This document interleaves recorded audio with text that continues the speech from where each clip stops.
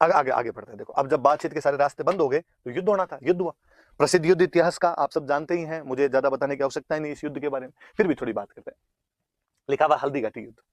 सबसे पहले बात आती है कि कहां पे ये जगह, कब हुआ था युद्ध। जगह कहां पे, तो अपने राजसमंद जिले के अंदर ये जगह है।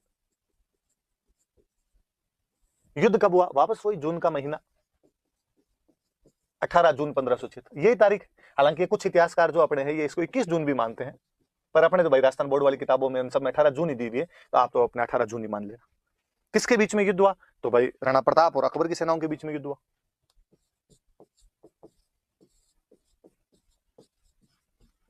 अकबर के बीच में युद्ध हुआ। क्या अकबर खुद युद्ध में भाग लेने के लिए आया था, नहीं। ये ज्यादातर होता ही था कि मुगल बादशाह खुद कम ही आया करते थे, अपने कमांडर भेज दिया करते थे। अकबर ने खुद ने भाग नहीं लिया था, तो कौन आया था, तो अकबर की तरफ से उसके सेनापति आए थे, दो सेनापति आए थे, एक तो मान सिंह और एक आसफ खां नाम करके दो सेनापति थे।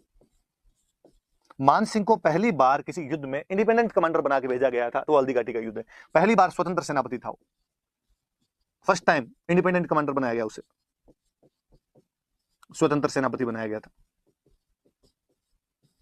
मान सिंह को, और एक साथ में आसफ खां को भेजा। अकबर माइंड से खेल रहे हैं, अकबर कहीं ना कहीं चाहता है कि जो मान सिंह का जो गुस्सा है उसको एक्सप्रेस करने का मौका मिले, और ये जब उसको एक्सप्रेस करेगा तो ढंग से लड़के आएगा। तो उसने आसफ खां और मान सिंह को कहा, भाई तुम दोनों जाओ इधर से। तो इधर प्रताप, प्रताप की तरफ से आसपास में जो भी मुगलों के विरोधी थे, आसपास में जो भी अकबर के विरोधी थे, उन सबको प्रताप ने इकट्ठा किया, उनकी सेनाएं आई।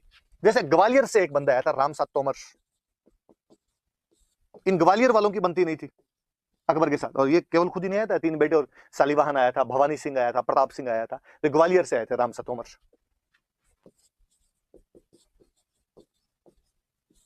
याद रख लेना आप। सलूम्बर वाले हमेशा सेनापति होते थे, सलूम्बर वाले राज तिलक किसने किया, कृष्णदास चुंडावत, उनका नाम याद रखना। तो कृष्णदास चुंडावत ने भाग लिया था। और अफगानों की मुगलों के साथ बनती नहीं थी। मैंने पिछले वीडियो में बताया था कि हसन खान मेवाती, महमूद लोदी उधर से लड़ लिए थे सांगा की तरफ से, इधर फिर अफगानों की तरफ से एक बंदा है हाकिम खान सूर। भील जनजाति रहती है, तो भीलों की सेना लेके आए हुए थे पुंजा, ये भीलों की सेना के साथ में आए हुए थे। तो इस प्रकार से कुछ लोग थे जो उधर प्रताप की तरफ से लड़ रहे हैं, कुछ लोग हैं जो इधर अकबर की तरफ से लड़ रहे हैं। एक अकबर के दरबार का एक इतिहासकार हुआ था बदायूनी, वो इस युद्ध में खुद आया था भाग लेने के लिए। आप जब मेडिवल पढ़ोगे तो और पढ़ोगे, अच्छी सी बुक है इसकी, मुंतखब उत तवारीख,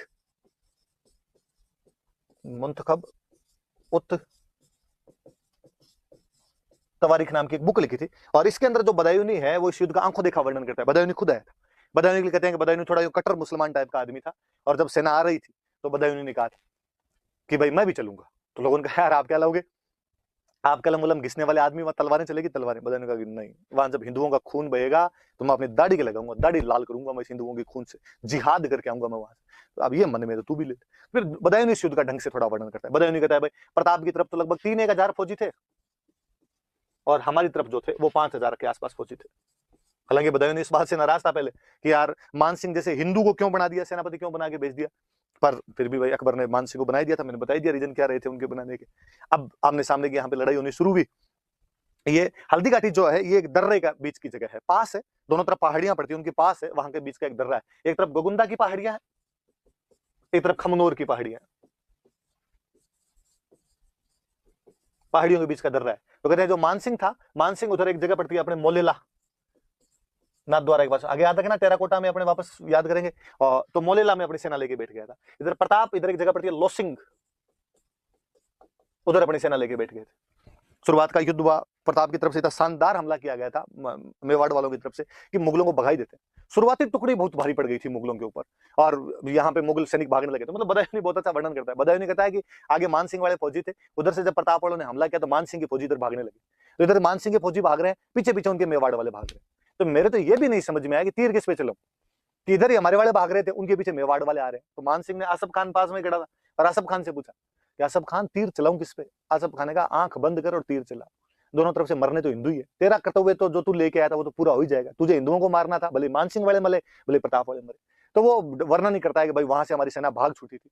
और कहते हैं जब सेना भागने लगी तो मुगल सैनिकों के अंदर एक सैनिक हुआ करता था मिहत्तर खां।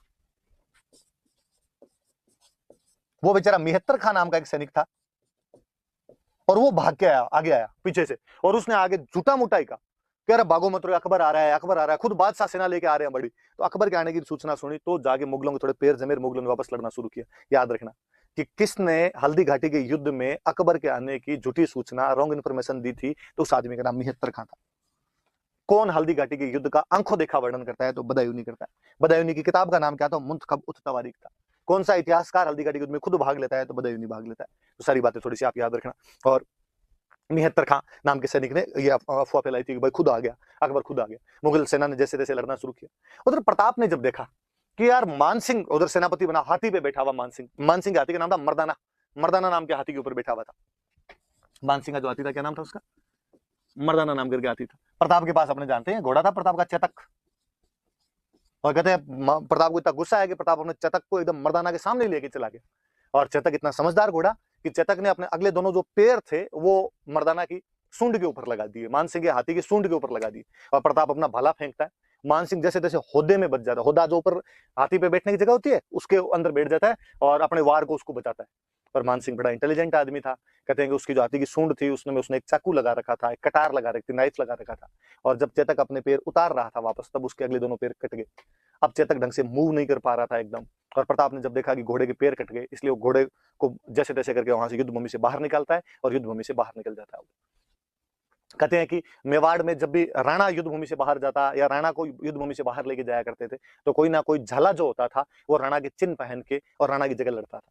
हमने पढ़ा था कि खानवा युद्ध में जब संगाजी घायल हो गए थे तो उनकी जगह पे झाला अज्जा लड़ा था। एक बार फिर एक झाला ने वीरता दिखाई, इस बार था झाला बिद्दा। हम उसे झाला बिद्दा भी कहते हैं या उसे हम झाला मानसिंह भी कहते हैं। वो झाला बिद्दा या झाला मानसिंह जो था वो प्रताप के सारे जो राज चिन्ह है वो ग्रहण करता है और वहां पर बैठ के लड़ता है। मुगल भाग ही छूटे थे उसके बाद में, प्रताप इधर निकल जाता है बाहर और मुगलों ने भी प्रताप का पीछा करने की कोई जहमत नहीं उठाई। बदायूं कहता है, एक तो जून की झुलसा देने वाली गर्मी थी, फिर हमारे सैनिक इतने हार चुके थे कि उनमें हिम्मत ही नहीं बची थी कि वो प्रताप का पीछा कर पाते। फिर हमारे सैनिकों को इतना डर था कि उनको लगा कहीं पीछे गए और इन्होंने मेवाड़ वालों ने हमला करके हमें मार दिया तो हम क्या करेंगे। तो बदायूं कहता है हमने उसका पीछा ही नहीं किया। और बदायूं तो और लिखता है कि उसके बाद हम वहां से गोगुंदा की तरफ आए और हमने चारों तरफ हमारे जहां हम बैठते उसके चारों तरफ दीवारें वगैरह चुनवाई ताकि प्रताप के सैनिक आके हम पे रात में हमले नहीं कर दे। पर जो प्रताप के भील सैनिक थे वो दिन में रात में हमारे पर हमले करते, हमारी सेना जहां कहीं भी जाया करती थी उसको बीच में लूट लिया करते, अनाज और पानी की समस्या उत्पन्न कर दी थी। हमने जैसे तैसे करके अजमेर तक का रास्ता लिया था। तो बदायूं ने ढंग से हार का वर्णन कर देता है इस युद्ध के अंदर। और बदायूं और कहते हैं कि इस युद्ध के बाद में जब मानसिंह और आसफ खान जब वहां पे पहुंचे, अकबर के पास में पहुंचे, तो अकबर ने जाते पूछा कि क्या युद्ध जीत गए? मानसिंह आसफ खान ने कहा कि नहीं। तो क्या प्रताप को पकड़ लाए? तो उन्होंने कहा कि नहीं। तो क्या प्रताप मर गया? तो नहीं। तो अकबर ने कहा तो क्या सोच के आए थे? सरदार खुश होगा, सरदार इनाम देगा, मांगतो लीचड़ो, शर्म नहीं आई तुम्हें? हार के आगे वहां से, और आज के बाद दोनों ने मुंह दिखा दिया तो देख लेना। कहते हैं ड्यूटी बंद करवा दी थी मानसिंह और आसफ खान का, और दरबार में आना बंद करवा दिया था। मुझे तो हमेशा दया आती है जब कई इतिहासकार बाद में कहते हैं कि साहब हल्दी घाटी में प्रताप हार गया था, तो मुझे लगता है यार यदि मानसिंह और आसफ खान जीत के जाते तो ऐसा कौन राजा होगा जो अपने विजेता सेनापतियों के साथ में इतना बुरा बर्ताव करेगा और अपने विजेता सेनापतियों को कहेगा कि तुम आज के बाद मुझे दिखाई मत देना और तुम यहां से भाग जाओ, आज के बाद मेरे दरबार के अंदर मत आना। पर अकबर इनके साथ बाकायदा करता है। तो ये भी वो साफ साफ ही अपने पास फैक्ट है कि नहीं साहब हल्दी घाटी वाले युद्ध के अंदर प्रताप जीता था, और ये सारी जानकारियां अपने को बदायूं वाला लेखन और वो ढंग से पढ़ा जाए तो उसके अंदर अपने को मिलती है। पर कोई प्रोपेगेंडा के साथ हिस्ट्री पढ़नी चाहे, कोई प्रोपेगेंडा के साथ हिस्ट्री पढ़ानी चाहे, तो फिर अपने पास में तरीके होते हैं। और मैं तो हमेशा कहता हूं कि आप तो अपनी किताबें लिखने लगे हुए प्रताप उस युद्ध में जीता था। पहले है ना जब नहीं भी लिखा होता था तो भी अपने वाली किताबें साफ साफ लिखती थी कि इस युद्ध में नैतिक विजय प्रताप की थी। अकबर अपने किसी भी उद्देश्य में सफल नहीं हो पाया था, ना वो प्रताप को अधीनता स्वीकार करवा पाया था, ना वो प्रताप को पकड़ पाया था, ना वो प्रताप को हरा पाया था, ना उसकी जमीन पर कब्जे कर पाया था, ऐसा कुछ ही नहीं कर पाया था। और कहते हैं कि हल्दी घाटी युद्ध में जब मानसिंह और आसफ खान हार के चले गए थे तो अकबर खुद अटैक करता है। 76 के लास्ट में जाके अकबर ने खुद ने अटैक किया था कि मैं खुद जाऊंगा। यार ऐसा कैसे हो सकता है कि उसके दो सेनापति जीत के गए और बादशाह को खुद आक्रमण करने की नौबत आ गई, पर अकबर आया था। 1576 के लास्ट में अकबर वापस आता है और अकबर भी यहाँ पे आगे कोई सट की चौदस नहीं कर पाया था, प्रताप को नहीं पकड़ पाया, अधीनता नहीं करवा पाया, संधि नहीं करवा पाया। उसने उदयपुर पे कब्जा किया था और उदयपुर का नाम बदल के वापस चला गया था, और उदयपुर का नाम बदल के उसने कर दिया था मुहम्मदाबाद।